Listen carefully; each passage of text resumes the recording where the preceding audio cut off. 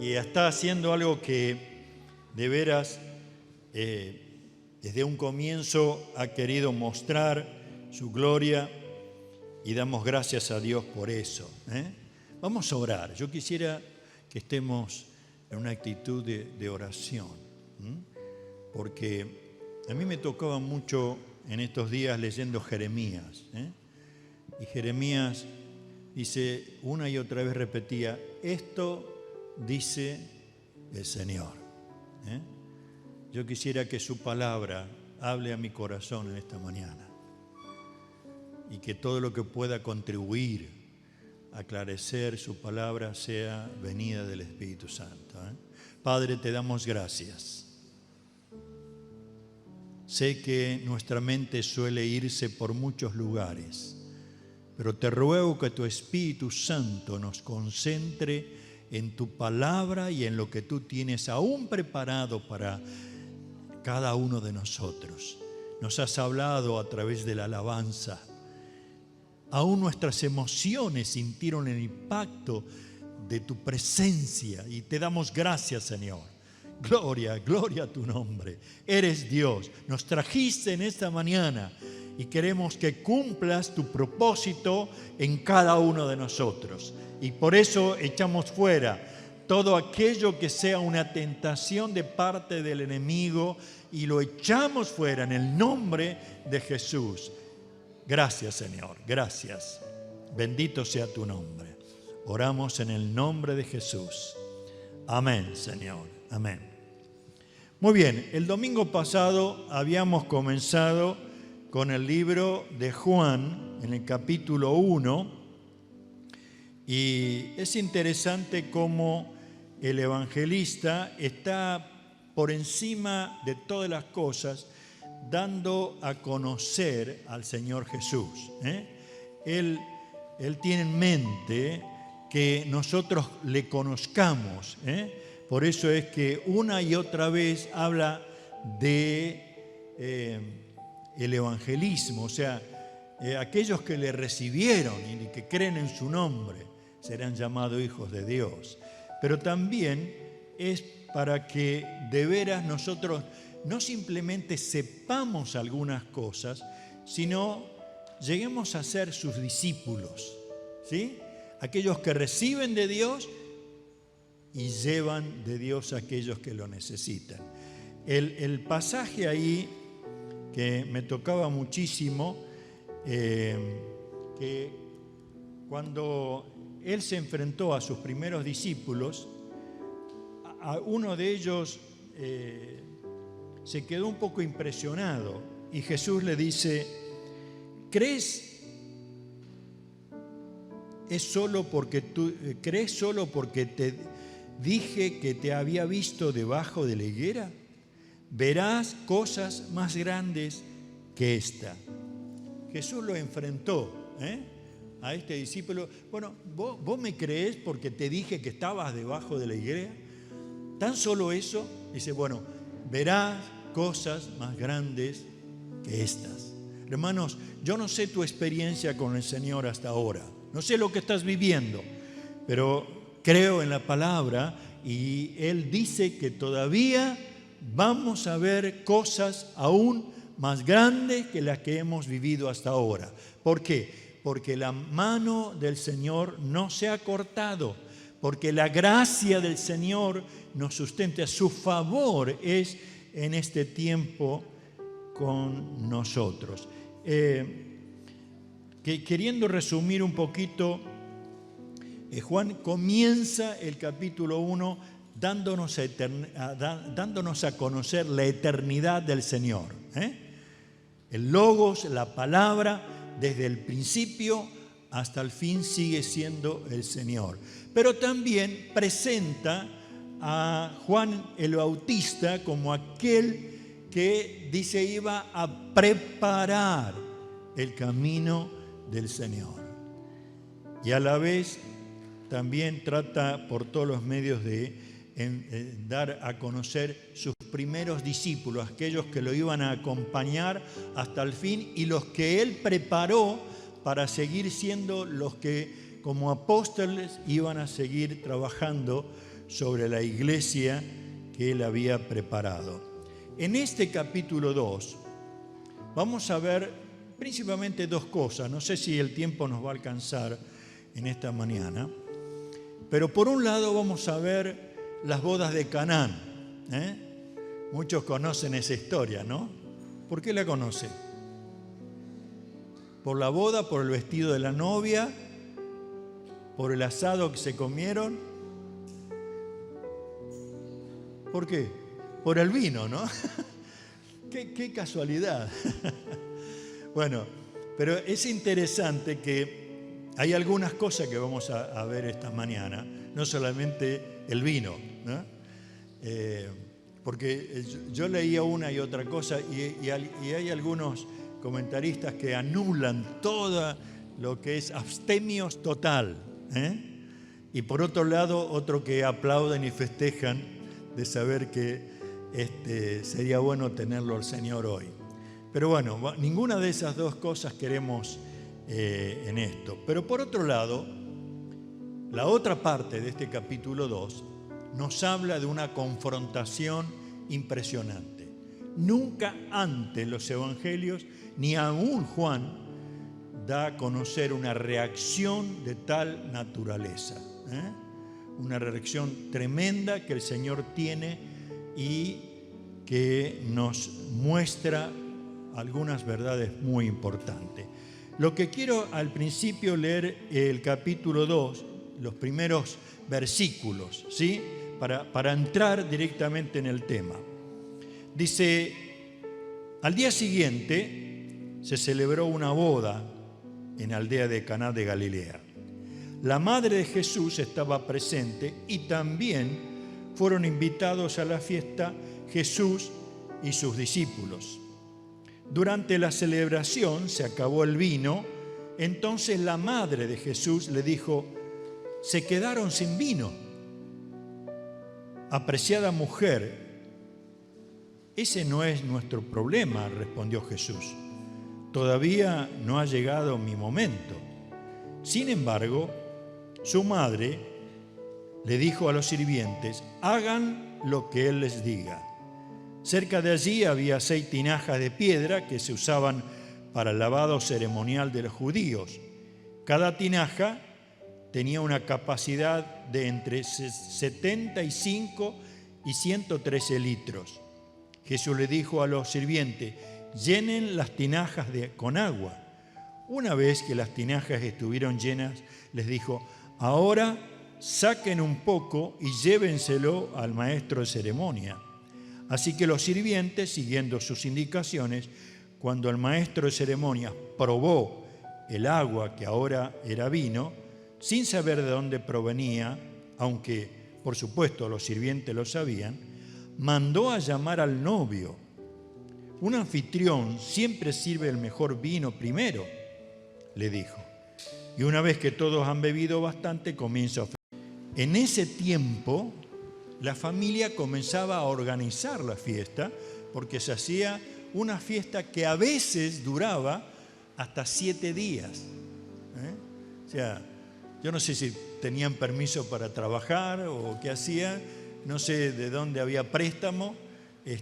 Algunos de aquí adelante ya empiezan a pensar, ¿cuánto saldría 7 días de fiesta? No, bueno, son culturas que se estaban dando en aquella época. Pero aquí ocurre algo que podía avergonzar al novio y a toda la familia, porque alguien dice, bueno, se acabó el vino. Y era una parte principal y no muestra por lo que eran todos unos ebrios y borrachos que estaban deseando, sino que era parte principal de una fiesta en aquel momento.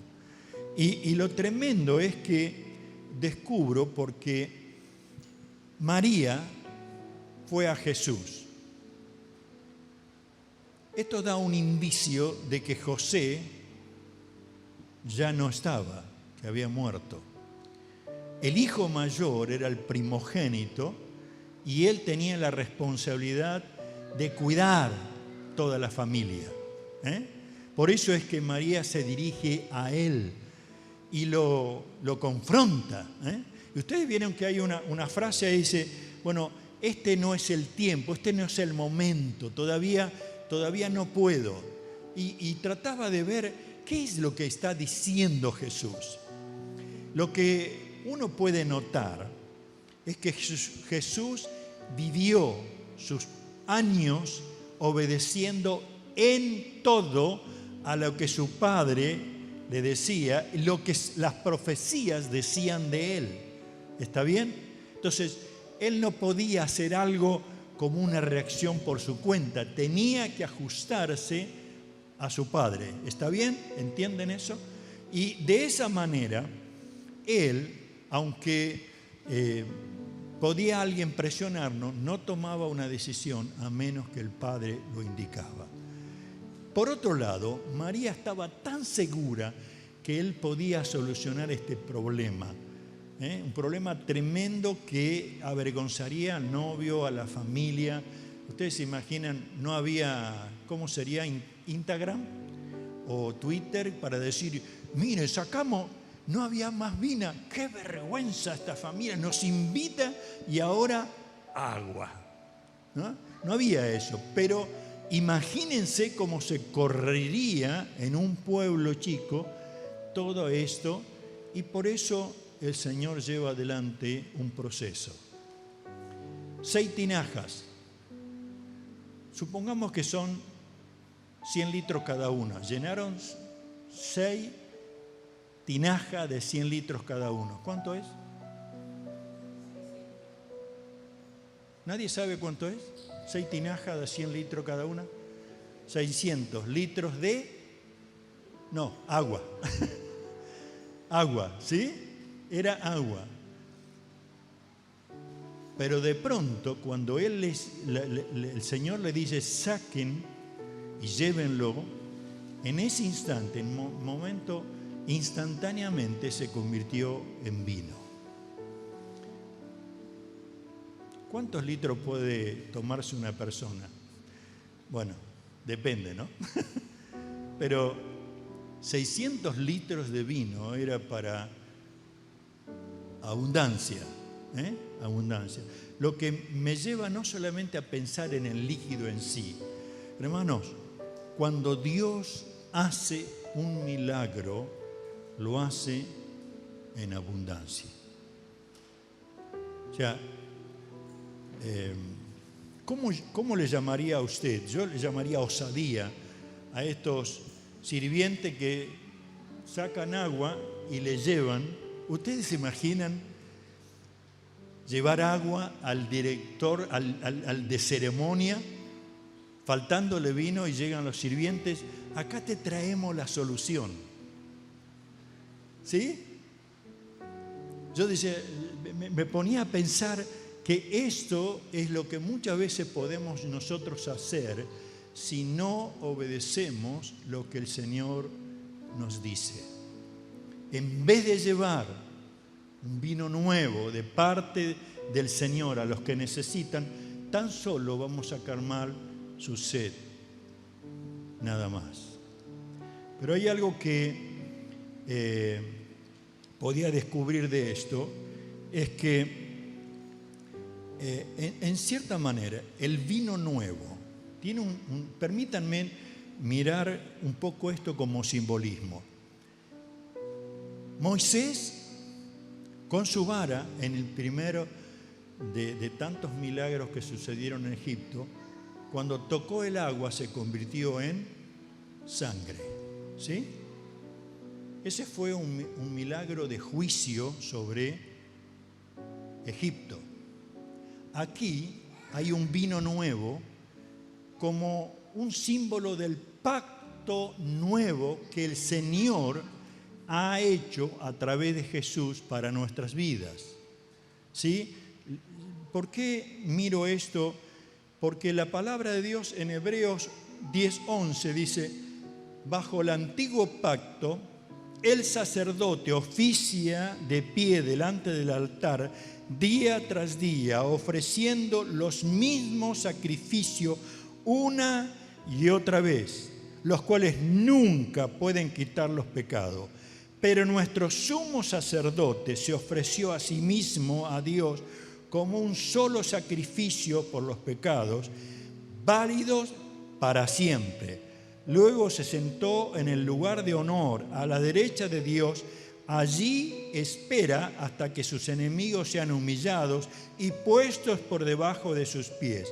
Pues mediante esa única ofrenda, Él perfeccionó para siempre a lo que están haciendo santos. Y el Espíritu Santo también da testimonio de que es verdad, pues dice: este es el nuevo pacto que haré con mi pueblo en aquel día, dice el Señor.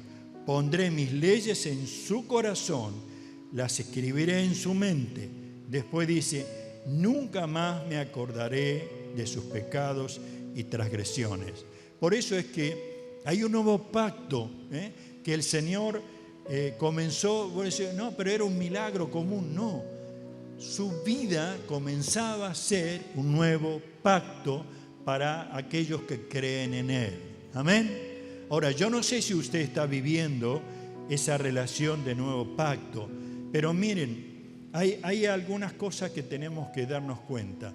El nuevo pacto, la nueva ofrenda que el Señor ha hecho por nuestra vida para que tengamos salvación, comienza con un elemento clave. El Evangelio de Juan más adelante dice: Él nos da un nuevo mandamiento. ¿Cuál? Dice San Juan 13:32: así que ahora les doy un nuevo mandamiento. Ámense unos a otros, tal como yo les he amado. Ustedes deben amarse unos a otros. El amor que tengan unos por otros será la prueba ante el mundo de que son mis discípulos. ¿Está bien? ¿Se entiende esto? Hay un nuevo pacto. Ay, mira cómo se vino. Así se ve. No, ni me saludó. ¿Y leíste la Biblia? No, no leí. Este es un carnal. Ese tipo de cosas debe quedar de lado, ajeno a nuestra manera de pensar o aún de hablar o de sentir. Porque Dios nos ha dado un nuevo pacto. Yo lo creo, hermanos. Y en ese nuevo pacto hay un nuevo mandamiento de amarnos los unos a los otros. No es un amor de puro sentimiento, no es un amor sexual, no es un amor que ¿cómo diríamos? Quiéranme a mí. No, es el amor de Dios que ha sido derramado, según la palabra, por el Espíritu Santo en sus hijos. Por eso Él reclama, dice: amor que tengan unos por otros será la prueba ante el mundo de que son mis discípulos. Amén.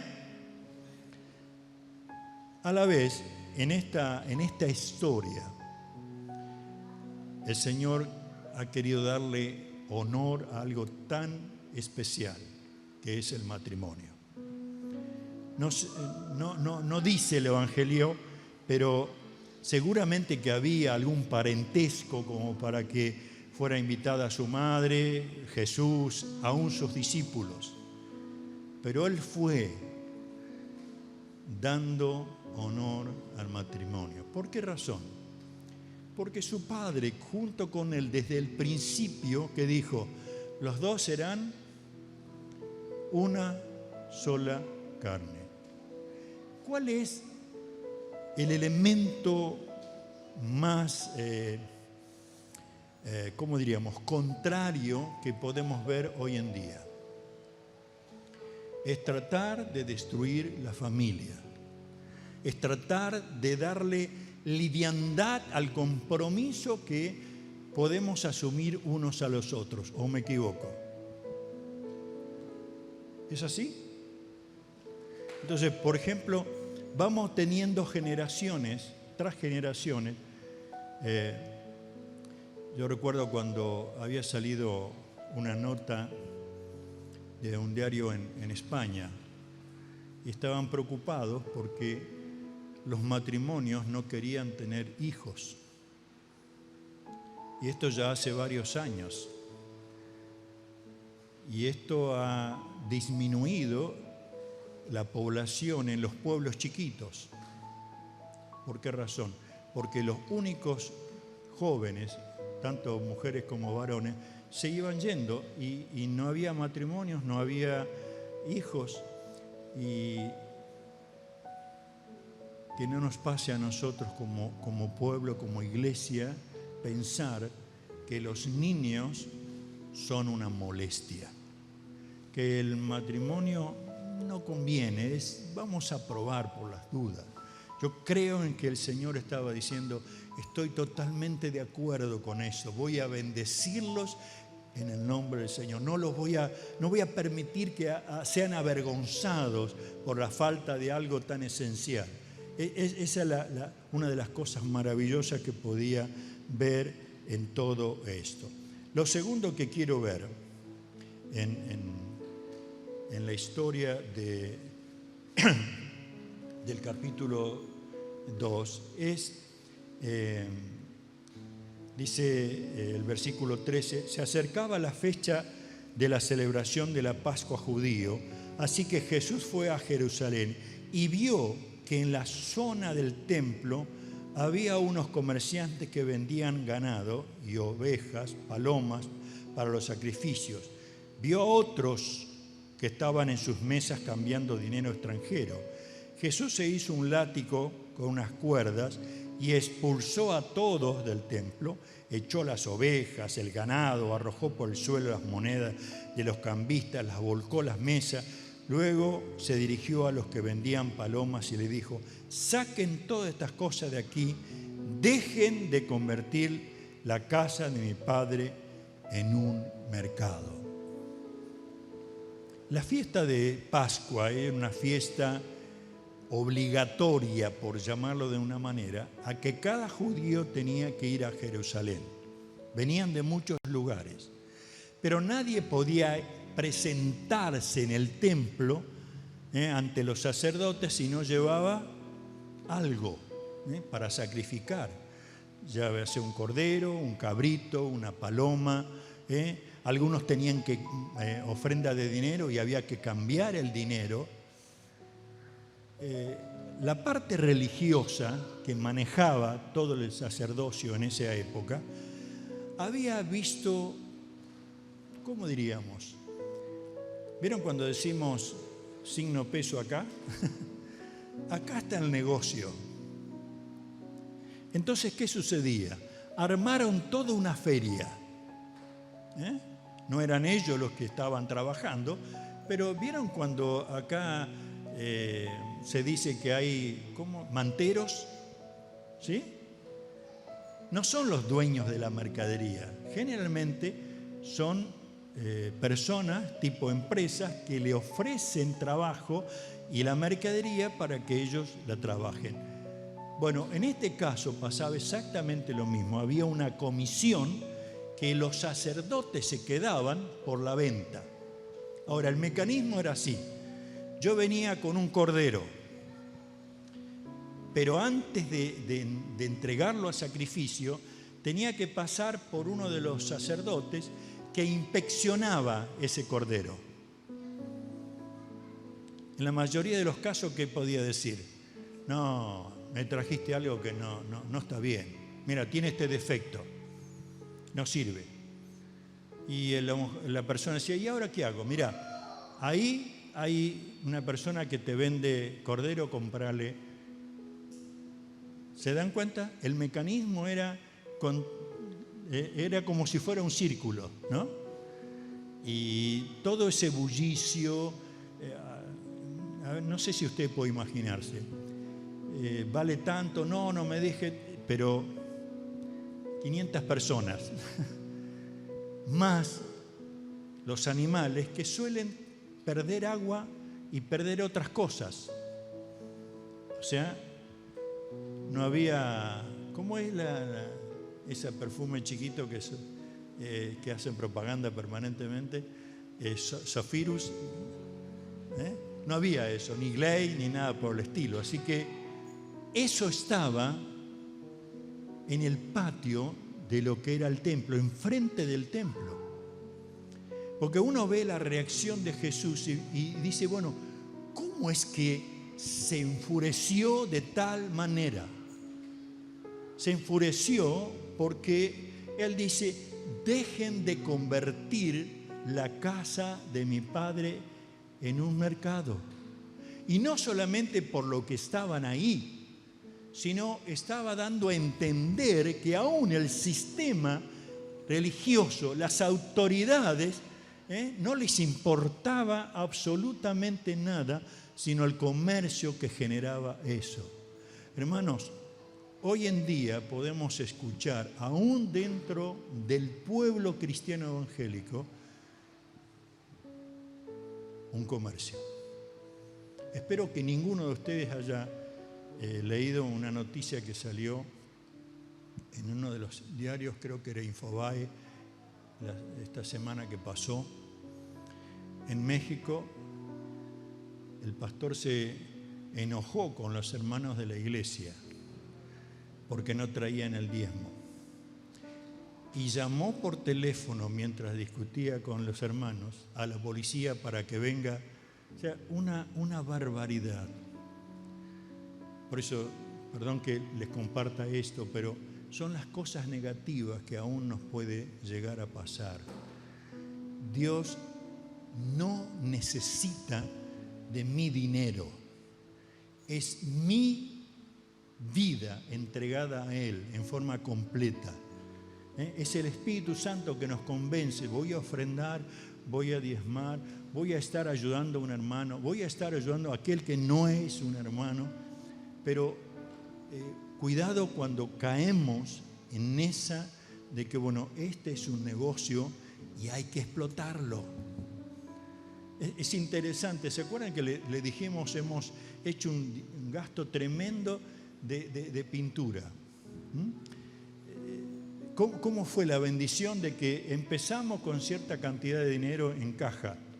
¿Sí? Se hizo todo ese gasto y a través de un mes y continuamos con la misma cantidad de dinero en caja que al principio. ¿Por qué? Porque sabemos que es bendición de Dios. O sea, si usted quiere probar a Dios, no por una vez, sino a través de su vida, no negocie con Él. No esté tratando de ver, a ver si le doy para que me dé, sino adórelo tal cual es. El pasaje ahí es evidente que si había algo que Jesús quería hacer, era purificar todo lo que era el templo. Y hablando de la parte de autoridad espiritual y de las personas y de todo lo que había ahí. Hermano, ¿usted cree que es templo del Espíritu Santo? ¿Usted acepta la realidad que Jesús quiere limpiar con su sangre preciosa, purificar este templo? Amén. Pensamientos, ideologías, falta de perdón, elementos terribles. Quiere que usted y yo podamos decir, Él está purificando. Yo me imagino, perdóneme lo que voy a decir, pero está como con un látigo echando a Satanás y a toda la basura que hemos dejado, a veces hasta depositado, para que de vez en cuando vamos y tomamos un poquito. ¿Qué tal si renunciamos? ¿Qué tal si le decimos al Señor en esta mañana, mira, Padre, yo acepto el nuevo pacto? Y no para que tenga vino, sino para que de pronto esa expresión de vino nuevo se incorpore en mi vida y yo comience a amar como tú quieres que amar. Y yo pueda descubrir que no era simplemente una fiesta de Pascua, sino era el celo del Señor tratando de purificar el templo.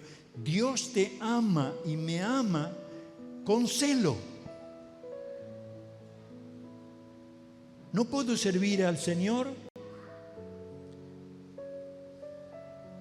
y a otro?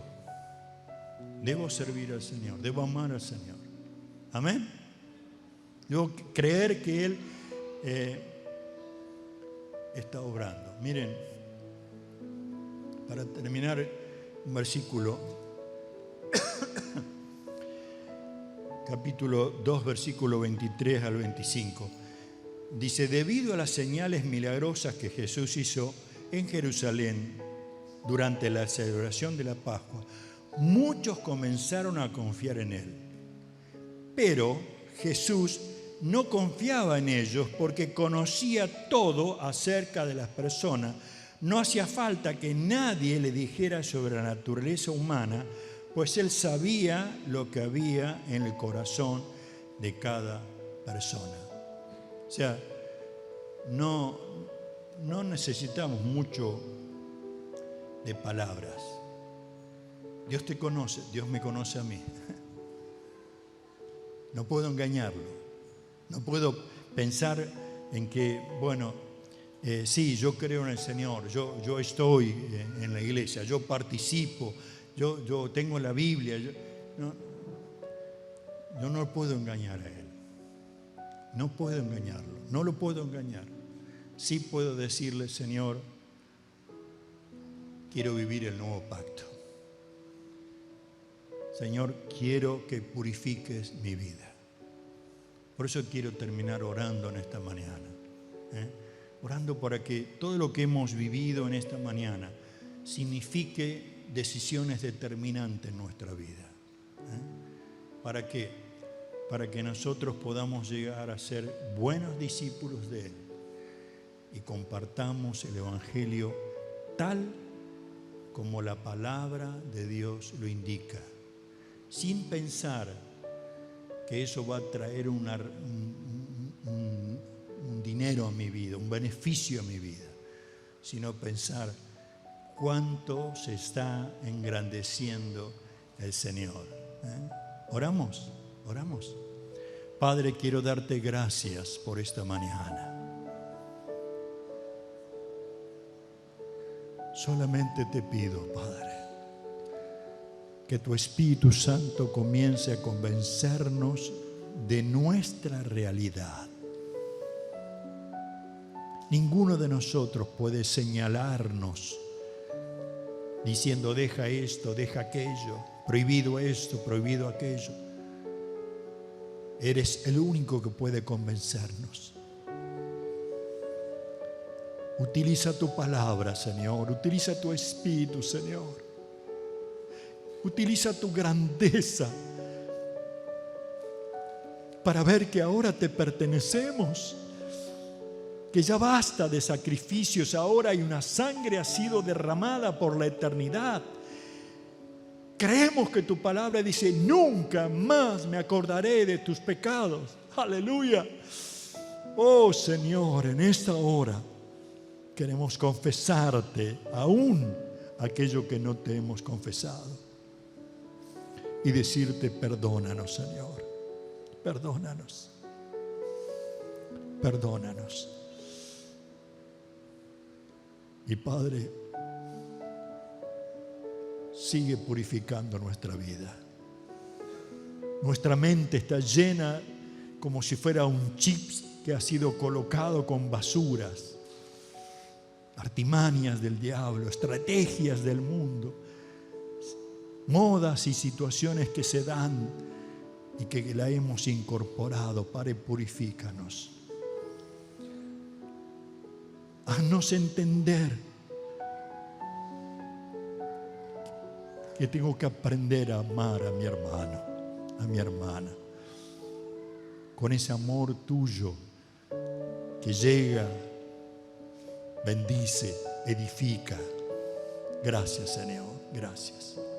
Gracias, Señor, gracias. Oramos y lo hacemos en el nombre del Señor Jesús.